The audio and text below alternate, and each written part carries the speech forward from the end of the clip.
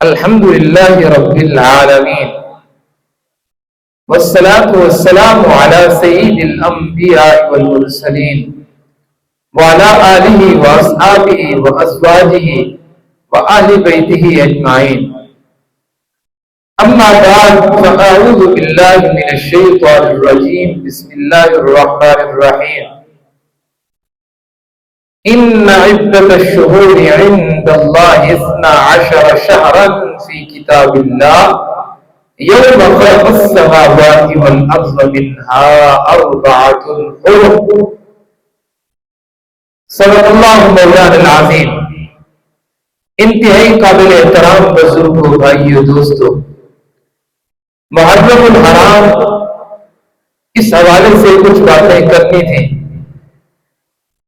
اللہ تعالیٰ سچ کہنے کی توفیق عطا فرمائے، ہم سب کو پھر اس سچ پر عمل کرنے کی توفیق عطا فرمائے.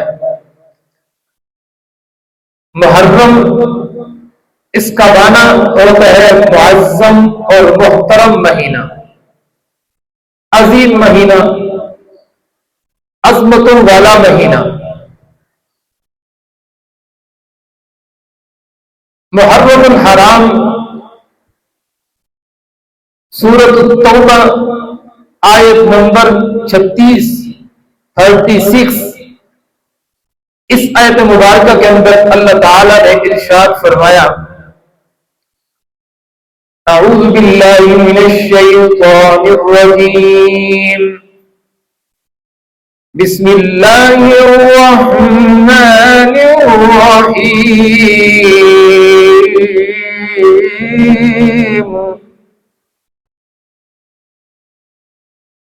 إن عدة الشهور عند الله 12 شهرا في كتاب الله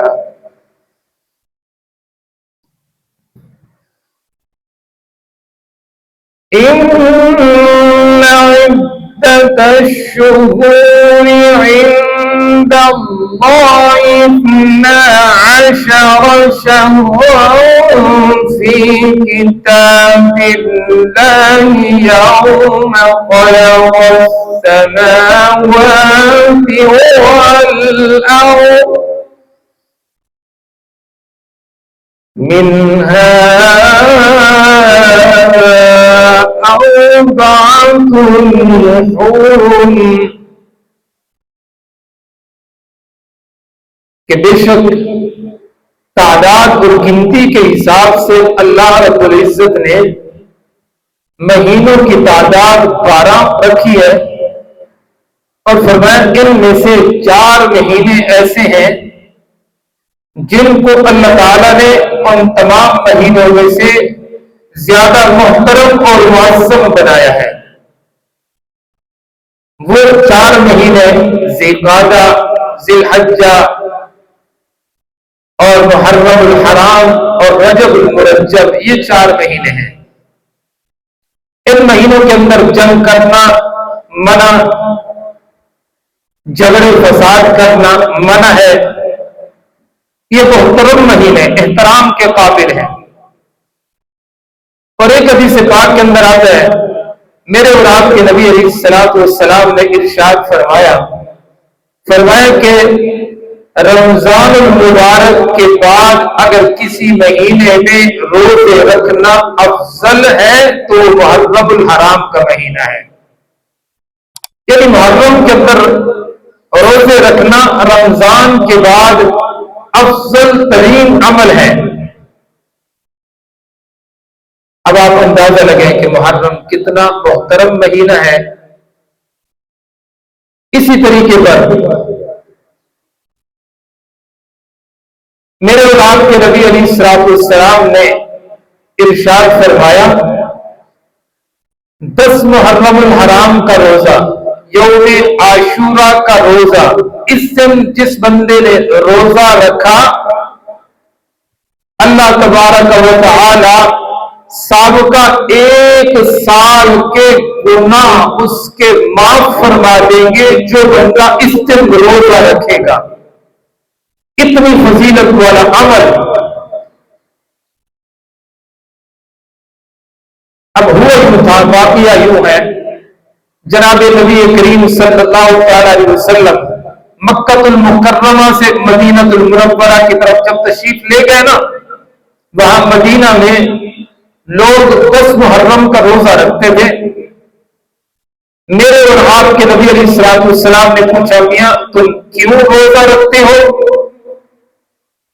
फरमाने लगे, इसी दिन अल्लाह ताला ने मूसा और मूसा अलैहिस्सलाम के मानने वालों को, यानी बनी इस्राइल को, फिरौन और उसके बदबख्त जमात से निजात अता फरमाई थी। इसी निस्बत से उस दिन से लेकर आज तक हम यहूदी अहले यहूद इस दिन रोजा रखते हैं। तो इस पर अल्लाह के नबी अलैहिस्सलाम ने इरशाद फरमाया, हम मूसा नबी के ज्यादा करीब हैं, लिहाजा इस दिन हम भी रोजा रखेंगे।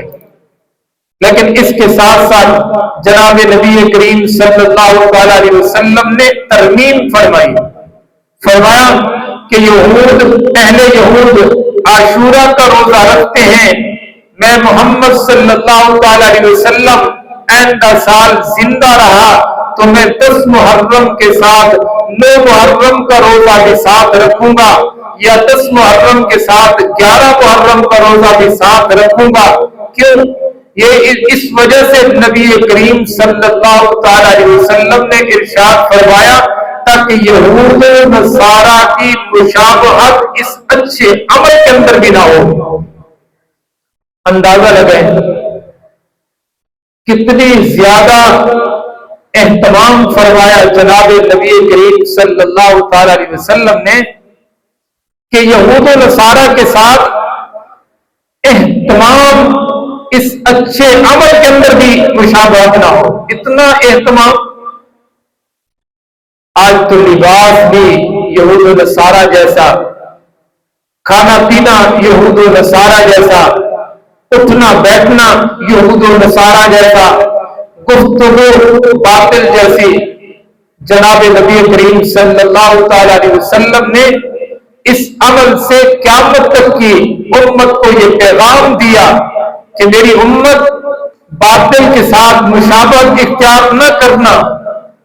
हाँ, वो अच्छे से अच्छा अमल क्यों ना हो, वो अच्छे से अच्छा अमल भी अगर बातिल के साथ मुशाबहत की तरफ लेके जा रहा है तो फिर उसे छोड़ देना जरूरी है।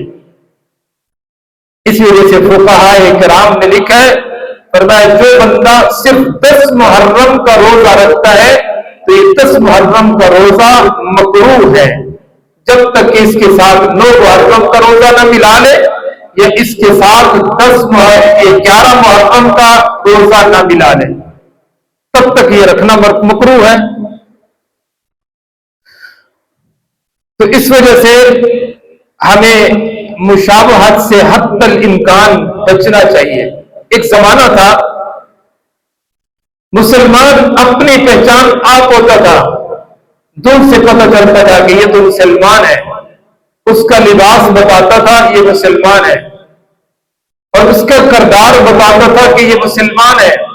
इस वक्त तो इतनी मिक्सिंग हो गई है अल्लाह की पनाह कि पहचान करना मुश्किल होता जा रहा है कि मुसलमान कौन है और गैर मुस्लिम कौन है।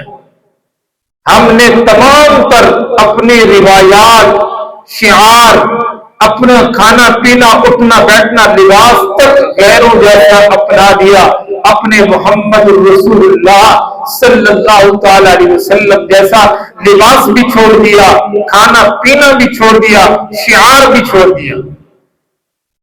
तो फिर फसाद ना आए, बीमारियां ना आए, तकलीफें ना आए, गम ना आए, तो फिर और क्या होगा। इस वजह से हमें चाहिए कि हम हर काम के अंदर जनाब नबी करीम सल्लल्लाहु अलैहि वसल्लम की ही मुशाबहत इख्तियार करें। इससे बढ़कर और क्या हो सकता है, अपने नबी की मुशाबहत इख्तियार करें, हजरात साहबे इकराम की मुशाबहत इख्तियार करें, हजरात अहले बैत अलैहिमुस्सलाम की मुशाबहत इख्तियार करें। غیروں کی مشابہت کی کیا ضرورت ہے؟ تو اسی طریقے پر ایک حدیث پاک کے اندر آتا ہے، میرے اور آپ کے نبی علیہ الصلوۃ والسلام نے ارشاد فرمایا جو بندہ 10 محرم الحرام کو اپنے اہل و عیال پر وسعت کرتا ہے، اللہ تعالیٰ کی ذات سے امید ہے کہ اللہ تعالیٰ پورے سال اس کے رزق روٹی کے اندر برکت عطا فرمائیں گے۔ تو اپنے اہل و عیال پر اس دن وسعت کرنی چاہیے، لیکن ذہن میں رکھیں کوئی خاص چیز متعین کر دینا کہ اس دن یہی بنائیں گے، یہ بدعت ہے۔ اور اہتمام کرنا بہت زیادہ کہ کوئی اگر نہیں بنا سکتا تو اس پر کوئی نہ کوئی الزام لگانا، اس پر تان و تشنیع کرنا، اس پر باتیں کسنا، اتنا اہتمام کرنا، اس کی بھی شریعت میں کوئی اجازت نہیں۔ جتنی وسعت ہے آپ اپنے گھر والوں پر وسعت کریں، اور جس چیز کی وسعت کر سکتے ہیں، جو پکا سکتے ہیں، مناسب کھانا وہ بنائیں، اپنے گھر میں اس کا اہتمام کر سکتے ہیں۔ اللہ تعالی ہم سب کو یہ باتیں سمجھنے کی توفیق عطا فرمائے۔ بعض لوگ ان کے ہاں یہ وہم ہے، وہ یہ سمجھتے ہیں کہ یہ عاشورہ کی جو یہ فضیلت ہے نا، حضرت حسین رضی اللہ تعالی عنہ کی شہادت کی وجہ سے ہے۔ نہ میرے بھائی، یہ عاشورہ کی فضیلت تو اللہ تعالی کی طرف سے پہلے عطا کر دی گئی، بلکہ ایک بات میں آپ کو اور بتاؤں کہ اسلام میں سب سے پہلے جو روزہ فرض ہوا وہ عاشورہ کے دن کا فرض ہوا، اور پھر بعد کے اندر اللہ تبارک و تعالی نے رمضان کا مہینہ عطا فرمایا، تو پھر عاشورہ کے روزے کی فرضیت ختم ہو گئی۔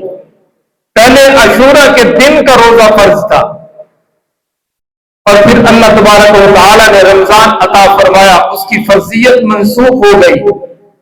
تو یہ عاشورہ کے دن کی فضیلت حضرت حسین رضی اللہ تعالی عنہ کی وجہ سے نہیں، ہاں یوں کہا جا سکتا ہے کہ حضرت حسین رضی اللہ تعالی عنہ کا مقام اتنا بلند ہے، جہاں اور فضیلتیں حضرت حسین کو حاصل ہیں، وہیں پر یہ فضیلت بھی سیدنا حسین بن علی رضی اللہ تعالی عنہ کو حاصل ہے کہ ان کی شہادت کا دن بھی اللہ نے عاشورہ کا دن مقرر فرمایا۔ یہ بڑی خوش قسمتی اور بہت زیادہ عزت و آفرینش کا مقام ہے ان کے لیے۔ اور اسی طریقے پر اس دن ماتم کیا جاتا ہے، آہو کوبہ کیا جاتا ہے۔ حدیث پاک کے اندر آتا ہے، سرور دو عالم صلی اللہ تعالی علیہ وسلم نے فرمایا ہم میں سے نہیں ہے وہ بندہ جو ماتم کرے، گریبان پھاڑے، گریبان چاک کرے، گالیں پیٹے، یہ بندہ ہم میں سے نہیں ہے۔ ولیس منا، اس کا ہماری جماعت سے ہمارے سے کوئی تعلق کوئی نہیں۔ اور بلکہ اس سے بڑھ کر کامل ابن اسیر، یہ تاریخ کی مشہور کتاب ہے، اس کے اندر ہے کہ حضرت حسین بن علی رضی اللہ تعالی عنہ نے اپنی شہادت سے 2 دن یا 3 دن پہلے اپنی بہن زینب کو بلوایا اور فرمایا زینب اگر میں اللہ کے راستے میں شہید کر دیا جاؤں تو آہو کوبہ نہ کرنا، اپنا گریبان نہ پھاڑنا، اپنے گال نہ پیٹنا، شور و شبق نہ بچانا، اللہ کی رضا پر راضی رہنا۔ اب اس طرح کرنے والے لوگ یہ گویا کہ محمد رسول اللہ صلی اللہ تعالی علیہ وسلم کی شریعت کے بھی خلاف کرتے ہیں اور حضرت حسین کے فرمان کے بھی خلاف کرتے ہیں۔ شریعت محمد صلی اللہ تعالی علیہ وسلم میں بھی منع ہے، اور اسی طریقے پر حضرت حسین رضی اللہ تعالیٰ عنہ جن کی خاطر یہ کیا جا رہا ہے اور جن کے صدمے میں یہ ماتم کیا جا رہا ہے، تو انہوں نے بھی منع فرما دیا، لہذا اس کو بالکل اس کی اجازت نہیں ہے شریعت مطہرہ کے اندر۔ اللہ تعالیٰ ہم سب کو یہ باتیں سمجھنے کی اور اس پر عمل کرنے کی توفیق عطا فرمائے۔ اور محرم الحرام اسلام کا سب سے پہلا مہینہ ہے، بنیادی مہینہ. بنیاد اچھی ہوگی تو پھر آئندہ کے دن بھی اچھے ہوں گے. اور پھر ذہن میں رکھیں محرم الحرام کے اندر جہاں پر سیدنا حسین بن علی رضی اللہ تعالی عنہ کی شہادت ہے، اسی طریقے پر یکم محرم الحرام کو سیدنا فاروق اعظم رضی اللہ تعالی عنہ کی شہادت ہے. حضرت عمر رضی اللہ تعالیٰ عنہ کی شہادت کے دن بھی یکم محرم الحرام، محرم کا دن. حضرت عمر رضی اللہ تعالیٰ